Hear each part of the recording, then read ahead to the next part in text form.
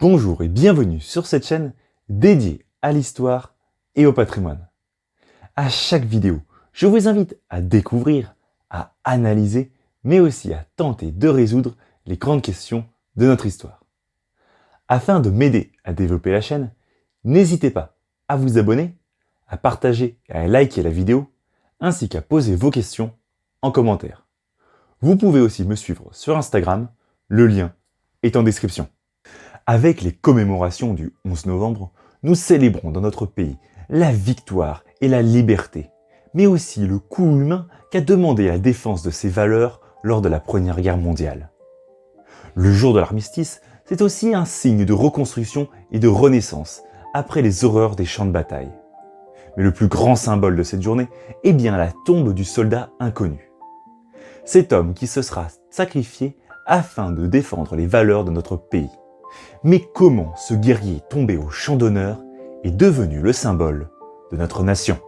Bien entendu, ce n'est pas au son du clairon de l'armistice, résonnant sur les plaines désolées et en ruine de la France meurtrie, que l'idée d'un monument pour un soldat inconnu est apparue. Le premier geste des Français était simplement de rendre hommage à leurs proches disparus et de se reconstruire en leur absence. Mais la volonté de rendre un hommage national pour ceux dont le sang fut versé émergea dès 1916 par l'instigation d'un Rennais, François Simon. Ce dernier, surnommé a posteriori le père du soldat inconnu, proposa qu'un combattant non identifié repose au sein du Panthéon, afin que chaque Français puisse voir à travers cet homme sans visage celui de leurs êtres chers et disparus, mais aussi pour rendre hommage à nos armées. L'idée est malheureusement bloquée durant le conflit mondial, car elle n'est pas considérée comme une priorité. En 1920, le plan de François Simon est enfin accepté comme projet de loi à l'Assemblée nationale, mais doit affronter le refus d'une partie de l'hémicycle. En effet, certains radicaux préfèrent favoriser l'hommage rendu pour le 50e anniversaire de la Troisième République et faire rentrer au Panthéon le cœur de l'un des fondateurs du régime, Léon Gambetta, plutôt que de rendre les honneurs à un soldat inconnu et à travers lui aux armées et aux officiers qui les commandent. En effet, un soupçon d'un esprit antimilitariste ne peut pas être totalement écarté, en raison de la méfiance entre les politiques et les militaires dont le paroxysme fut atteint durant le conflit mondial et par le scandale de l'affaire des fiches ayant eu lieu en 1904.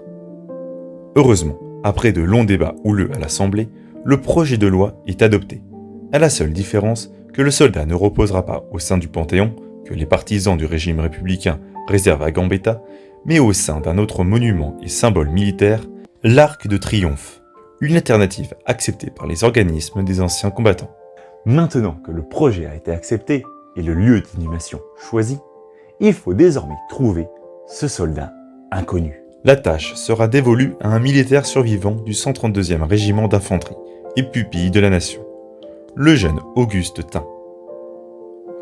Au sein de la citadelle de Verdun, au lieu de la guerre, sont installés, au sein d'une salle obscure, 8 cercueils de chêne, contenant 8 soldats morts pour la patrie, venant de 8 fronts différents, 8 lieux où les combats de la Première Guerre mondiale furent les plus meurtriers, 8 corps dont seule la nationalité a pu être identifiée, et dont le dernier devoir pour la patrie est de devenir le symbole de tout un peuple. Le 10 novembre 1920, la veille de la commémoration de l'armistice, Auguste Tin, accompagné du ministre André Maginot, dépose un simple bouquet de fleurs comme signe de son choix sur le 6e cercueil. Il justifie sa décision par une pensée simple. Monsieur Maginot m'a fait l'insigne honneur de me désigner pour choisir celui des 8 cercueils qui représenterait le soldat inconnu.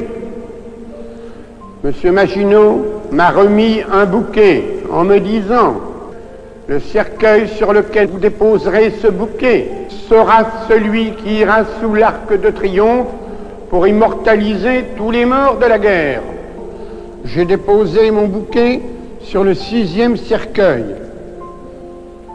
J'ai pensé à additionner les chiffres de mon régiment, le 132. Faisant partie du 6e corps d'armée, j'ai pensé à désigner le 6e corps. Ce 6e corps est alors rapidement transporté à Paris, où il reçoit les honneurs de la République dès son arrivée dans la journée.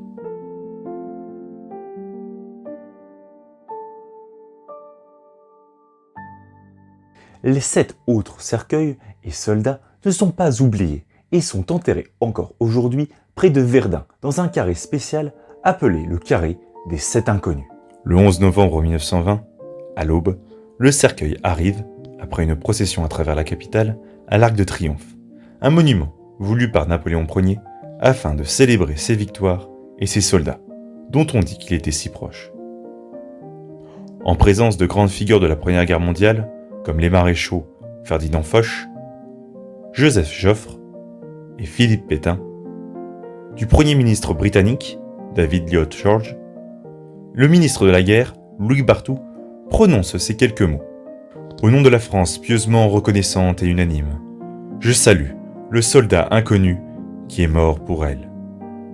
Le cercueil fut ensuite installé au sein d'un caveau, scellé par une dalle sacrée, et depuis 1923, gardé par une flamme, un feu brûlant rappelant le brasier de la guerre, mais aussi la force et la conviction du patriotisme et des valeurs de la France pour lesquelles cet homme est tombé. C'est cet esprit qui est commémoré chaque jour au coucher du soleil lors de la cérémonie du ravivage de la flamme, présidée par le Comité de la Flamme. Cet organisme, chargé de cette mission perpétuelle, doit rappeler aux générations futures le coût du sacrifice humain que la liberté a demandé, au prix du sang de millions de soldats et de civils, mais aussi les raisons pour lesquelles la France a fait sienne les idées de liberté à travers les âges et les régimes. Des valeurs qui sont encore aujourd'hui défendues au prix du sang de nos soldats, de nos gendarmes, de nos policiers et de nombreux autres Français, afin de lutter contre le terrorisme et le fanatisme. Je vous remercie pour votre attention et pour votre fidélité. Je vous donne rendez-vous pour une prochaine vidéo. En attendant, je vous dis à très bientôt.